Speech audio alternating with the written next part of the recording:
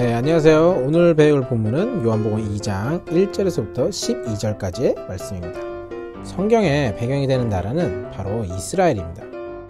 이스라엘은 사막지대이고 정해진 기간에만 비가 옵니다. 그래서 비가 올 때 모아둔 물은 8월에서 9월 정도가 되면 다 떨어져 나가고 온도는 40에서 45도 정도나 된다고 합니다. 즉, 이 시기가 1년 중에 가장 목마를 시기라는 것이죠. 그런데 다행히 이때가 포도를 수확할 수 있는 때이기도 합니다. 쉽게 말해서 긴 갈증 끝에 마시는 포도주는 이스라엘에서는 기쁨의 상징이었죠.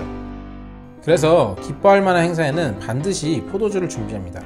예를 들어 오늘 말씀의 배경인 결혼식을 예로 들 수 있겠죠. 본격적으로 오늘 본문 말씀을 보면은 예수님은 어머니와 제자들과 함께 결혼식장에 계십니다. 그런데 포도주가 다 떨어져 버립니다. 한마디로 더 이상 기뻐할 만한 일이 없어져 버린 것입니다. 바로 이때 예수님의 어머니가 예수님에게 부탁을 하는 겁니다. 아니, 그런데 예수님은 이 부탁을 거절하시죠.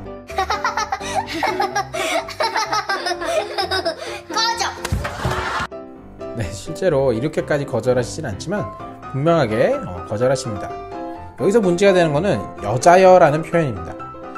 지금까지 많은 오해들이 있었는데 사실 이것은 예수님이 어머니를 낮게 부르다거나 그런 표현은 아닙니다. 영어로 치면 마담 이런 식으로 부인 이런 식으로 표현할 수 있을 것 같은데 이 표현 자체가 뭔가 낮게 여기는 그런 표현은 아니고요. 근데 이게 한국어나 영어로 옮기기 좀 어려운 단어라고 합니다.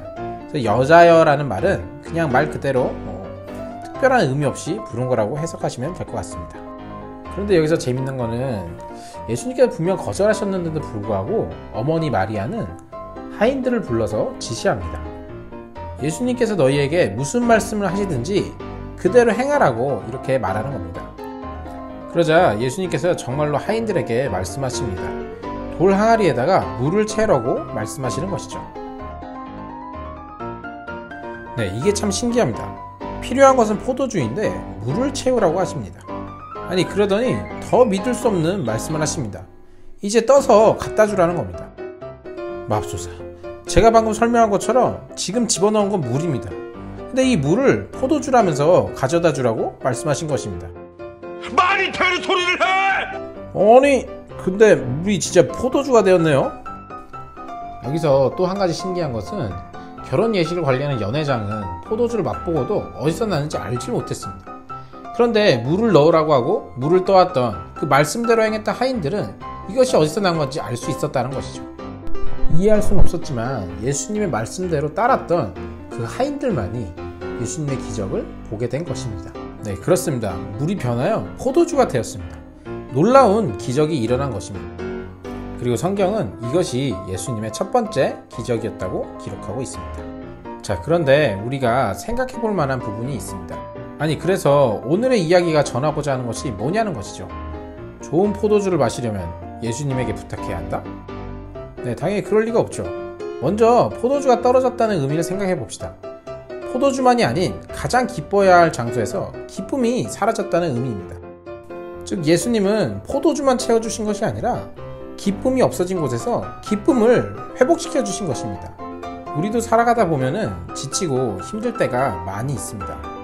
고통스럽고 슬프고 외로울 때가 있습니다. 기쁨이 필요해질 때가 말이죠. 우리는 세상 속에서 기쁨을 찾지만 잠깐의 기쁨이 있을 뿐 우리를 만족시켜 주지는 못합니다. 오늘 포도주가 다 떨어져 버린 것처럼 그 기쁨은 곧 다 떨어져 버립니다. 그런데 만약 우리가 예수님을 믿으면 세상이 줄 수 없는 기쁨을 얻게 되는 것입니다. 물론 가끔 항아리에 물을 채워 가져다 주라는 그런 때로는 이해할 수 없는 말씀을 하실 때도 있긴 하지만요. 그래도 우리가 하나님의 말씀에 순종하고 믿고 따라가면 어떻게 될까요? 우리는 그 물이 최고의 포도주로 변하는 것을, 최고의 기쁨으로 변하는 것을 보게 될 것입니다. 세상을 통해서 얻었던 그 기쁨들이 이제는 예수님을 통해서 얻는 기쁨들로 바뀌게 되는 것입니다. 그러니 여러분들도 꼭 예수님을 믿으시고 세상이 줄 수 없는 기쁨을 얻으시기를 바랍니다. 오늘 말씀은 여기까지입니다. 그러면 또 다음 시간에 만나길 기대할게요. 다음에 또 만나요. 안녕.